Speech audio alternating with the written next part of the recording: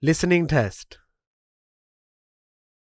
You will hear a number of different recordings and you will have to answer questions on what you hear. You will have time to read the instructions and questions and you will be given time to check your work. All the recordings will be played once only. The test is in 4 parts. Now turn to part 1. You will hear a conversation between a man and a receptionist on the subject of joining a surgery. First, you have some time to look at questions 1 to 5.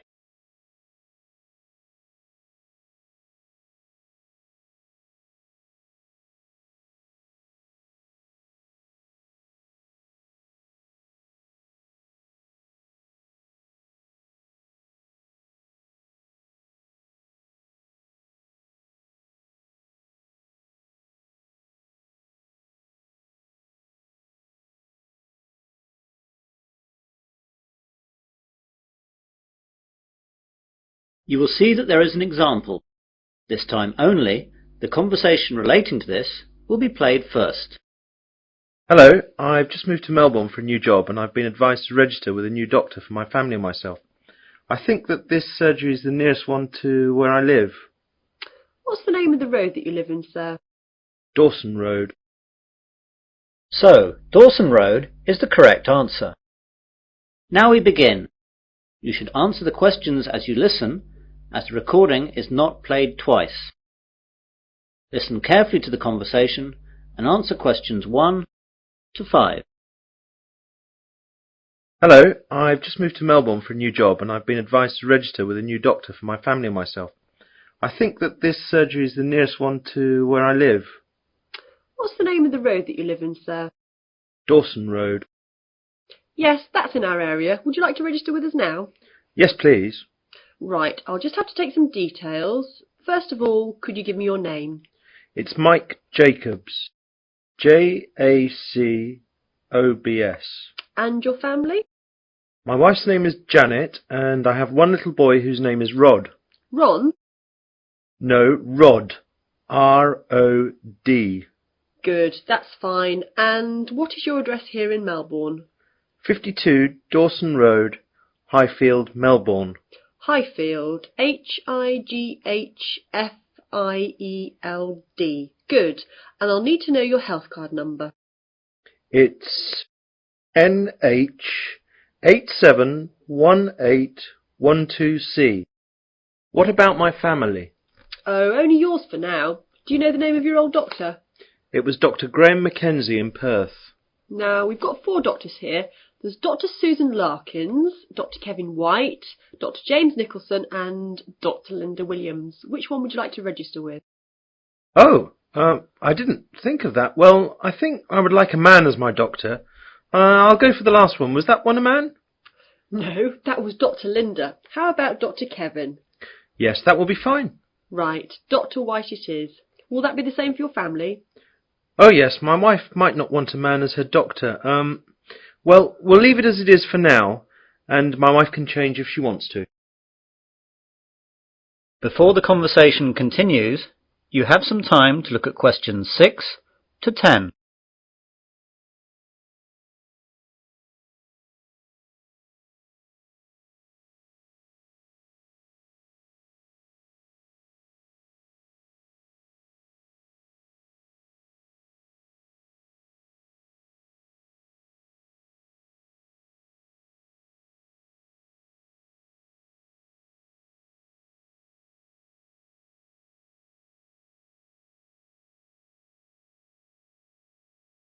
Now listen carefully and answer questions 6 to 10.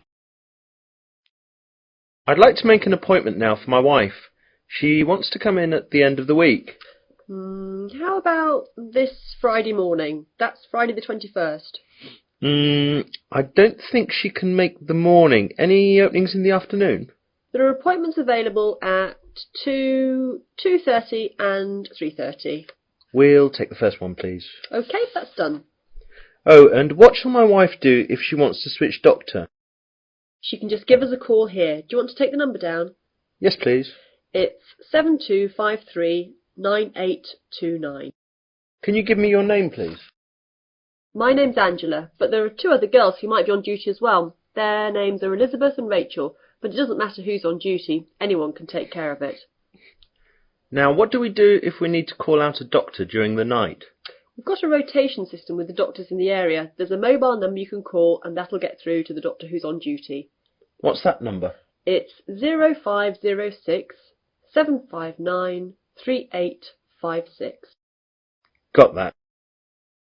I didn't ask about any charges.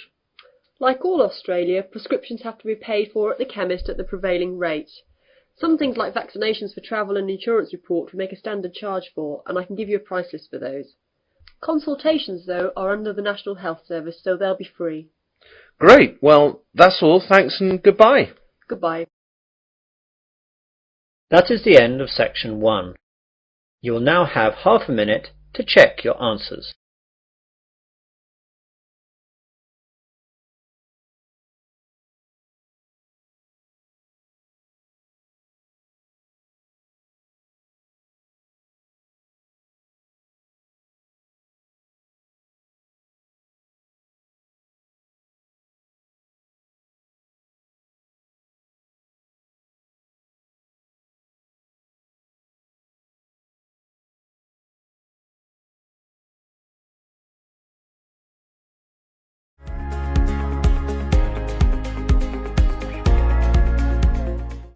Part 2. Hear a man giving a guide talk to new students at a university library. First, you have some time to look at questions 11 to 16.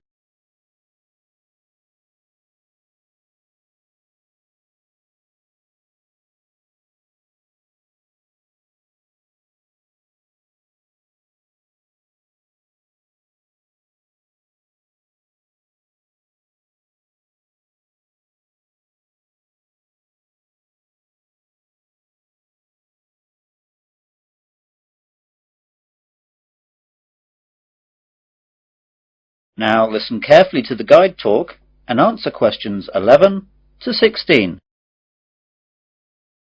Good morning, everyone. I'd like to welcome you all to Wesley University Library.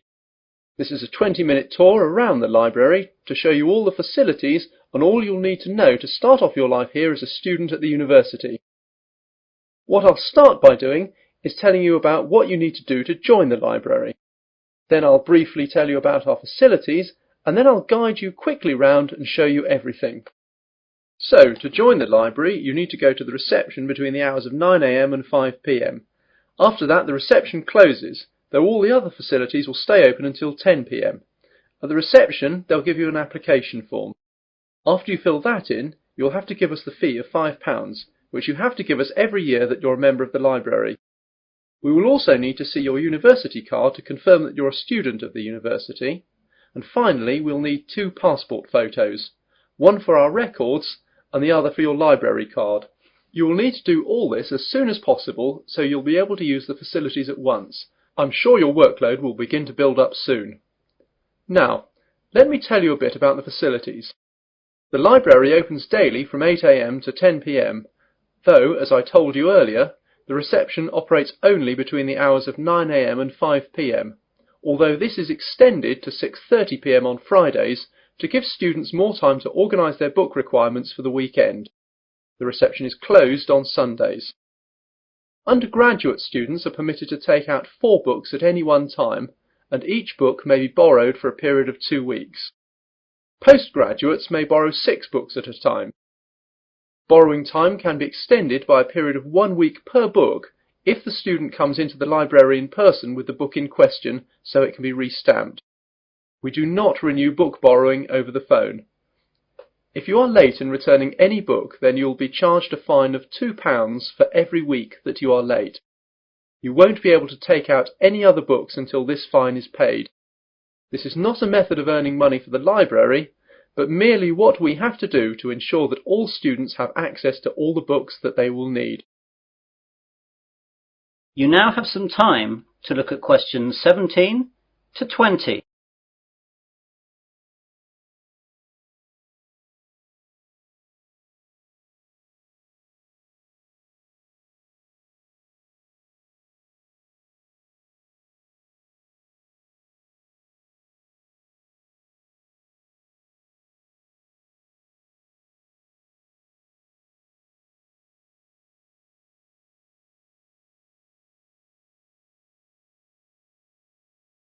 Now listen to the rest of the guide talk and answer questions 17 to 20.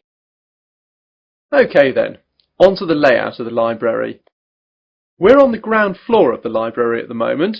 Here we have the reception, the computers, which you can use to search for books and their location, and the bathrooms, which are behind the reception. The rest of the ground floor is taken up by the non-lending section of the library.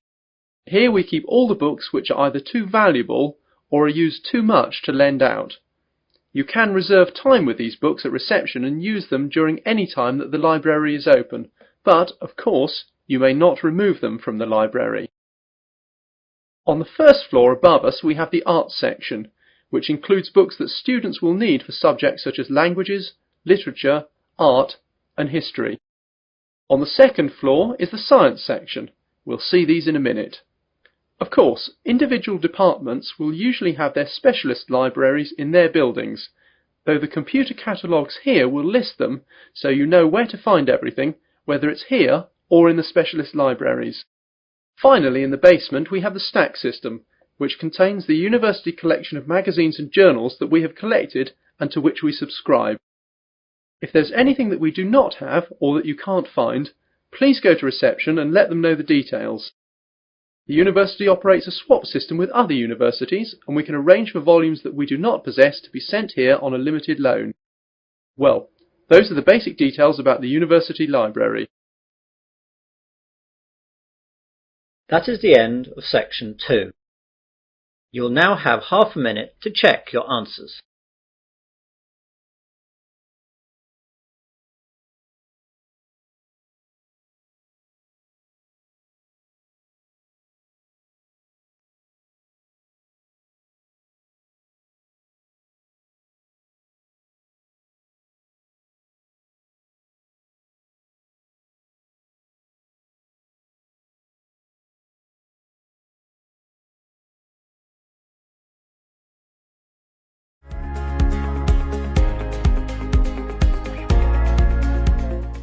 Part 3. You will hear a tutor and 3 students discussing their work. First, you have some time to look at questions 21 to 27.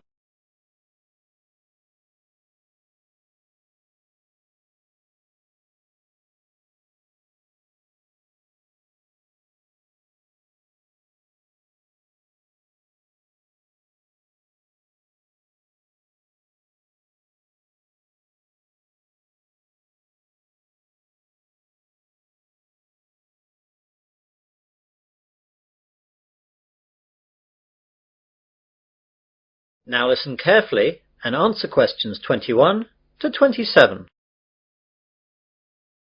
Good morning everyone. Well, in today's tutorial we're going to discuss the essays that you have to submit by the end of next week. Some of you will have already started them, which is good, and if you haven't, well that's okay, but you'll have to get a move on. So, let's begin with you, Simon. What's happening with you? Well, I've made a start on it. I researched the background quite extensively last weekend, and I should get to the writing stage tomorrow with a bit of luck, and I'll get finished at the weekend. What are you writing about? I decided to look at the car manufacturing company Jaguar, examine the problems they had with reliability in the 1970s and 80s, how they dealt with it, and how it affected their marketing and sales strategy. That sounds pretty interesting. Any problems with that? At the start I had problems getting information from that far back, but after rooting around in the library I found some magazines which gave me information and also gave me references to find other stuff. It seems now the only problem is keeping to the 4,000 word limit. It just seems that I have so much to write about. It seems I'll need 5,000 or even 6,000 words to be able to cope. Yes, your essay title seems to me to be very wide-ranging. Would you think about cutting out part of it? How about looking at their sales and marketing strategy, but only mentioning the problems in the 70s and 80s and not going too far into it? That's a good idea. That will make it much easier to handle. By the way, how do you want us to hand in our work? Do you want us to drop in a hard copy to your office? You could do that, but I'd prefer it if you just emailed it to me as an attachment. You've all got my address. If not, give it to the secretary, clearly marked that it's for me. Right, Jennifer, how about you? I've not really got going on it yet, but I have decided on a subject. I'll try and do some research during the rest of this week, and I should get writing this weekend. Okay, what are you writing about then? I want to look into how supermarkets use market surveys to develop their products. Will you have enough time to find out what sort of things that the supermarkets do? You won't have much time for that. I should be okay. I've had a look in the stack system in the library, and I found a magazine that surveyed all the UK major supermarkets, and a trade publication that analysed the same things in Canadian supermarkets. Be careful about using their conclusions too much. The university takes a tough stance on plagiarism. Make sure you properly list where you get your information from in a bibliography and try and do your own analysis. Get going too, as that analysis will take a bit of time. Okay, thanks. You now have some time to look at questions 28 to 30.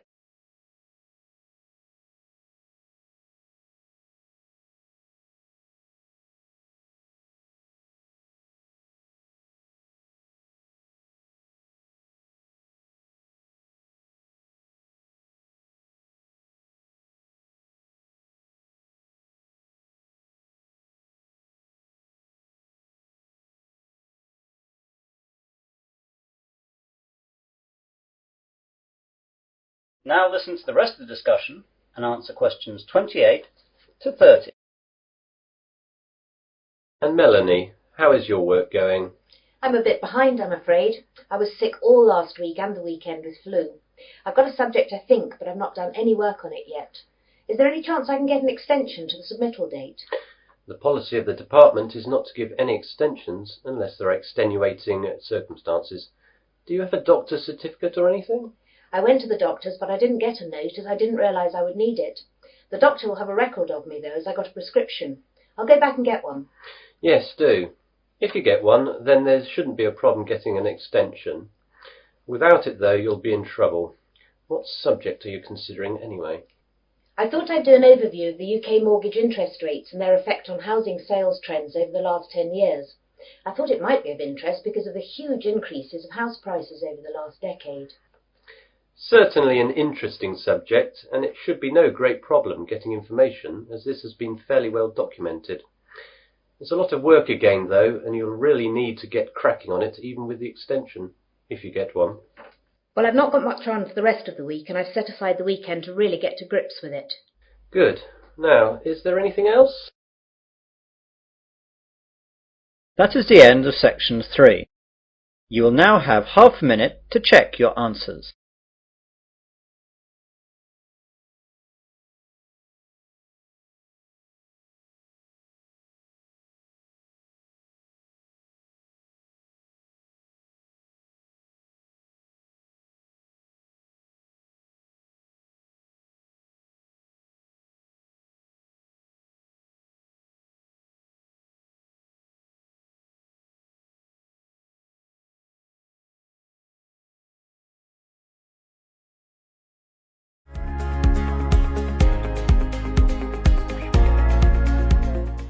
Part 4. Hear part of an Earth Sciences lecture. First you have some time to look at questions 31 to 40.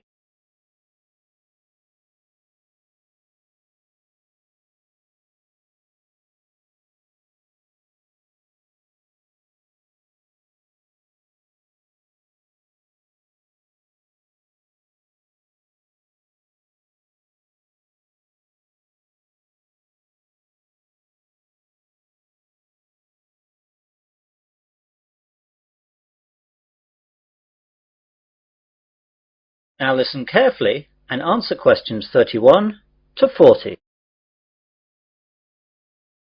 Good afternoon and welcome to this Earth Sciences lecture. Today we're going to look at tidal waves, or more correctly, tsunami. Deep below the ocean's surface, tectonic plates collide, and every once in a while these forces produce an earthquake. The energy of such submarine earthquakes can produce tidal waves which radiate out in all directions from the epicenter of the quake, moving at speeds of up to 500 miles per hour. When these waves reach shore, they can cause enormous destruction and loss of life. Tidal waves are actually misnamed. They are not caused by tides. A more accurate word for them is the Japanese name tsunami, which means harbour wave. They are also sometimes called seismic sea waves, since they can be caused by seismic disturbances such as submarine quakes. However, that name is not really accurate either, since tsunami can also be caused by landslides, volcanic eruptions, nuclear explosions, and even impacts of objects from outer space, such as meteorites, asteroids, and comets. Earthquakes, though, are the largest cause of tsunami. Tectonic plates cover the world's surface, and their movement can be detected anywhere in the world. Some areas of the world are more prone to greater movement, and it is in these places that the largest waves can occur.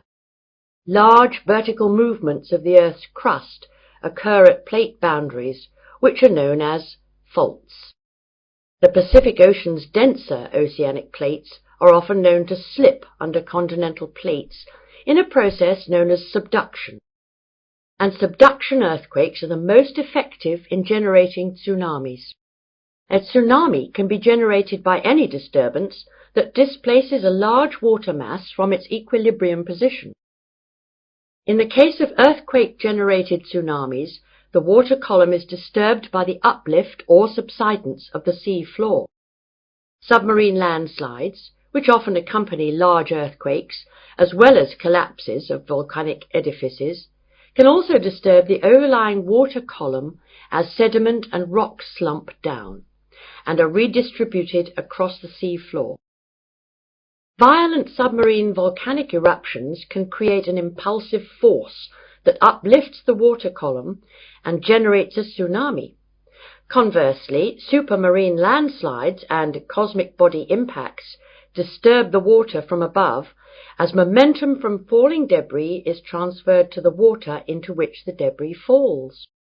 Generally speaking, tsunamis generated from these mechanisms, unlike the devastating Pacific-wide tsunamis caused by earthquakes, dissipate quickly and rarely affect coastlines distant from the source area.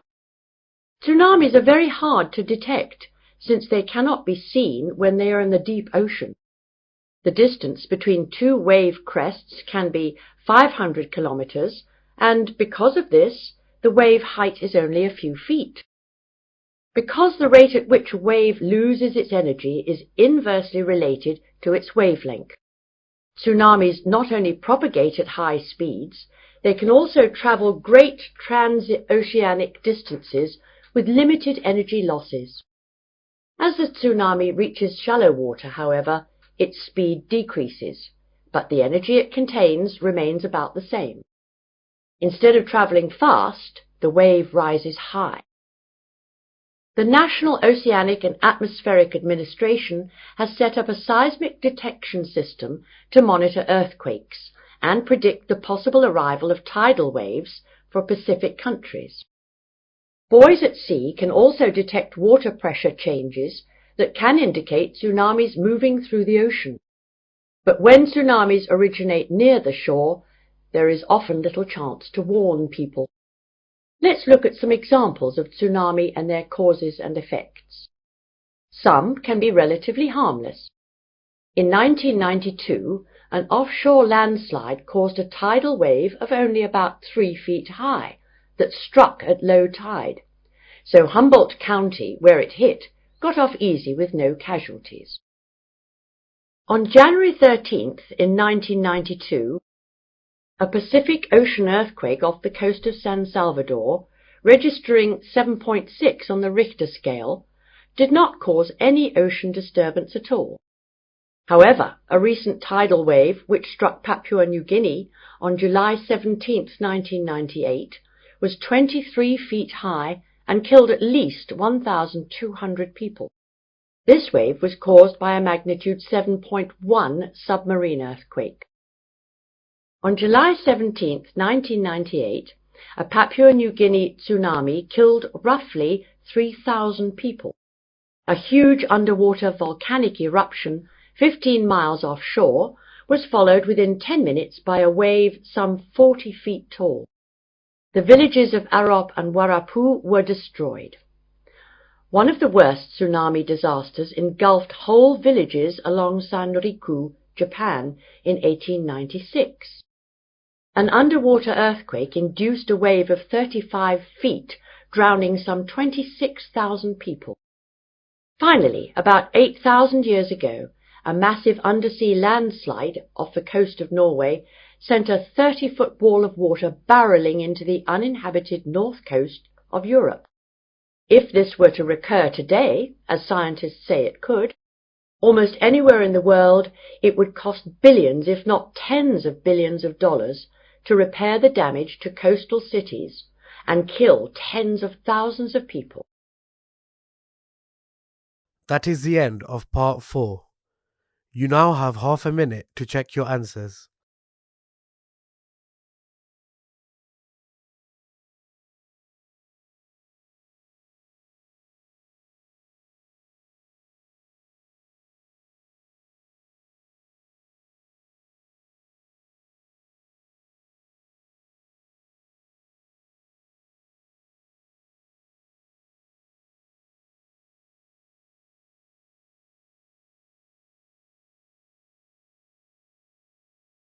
That is the end of the listening test.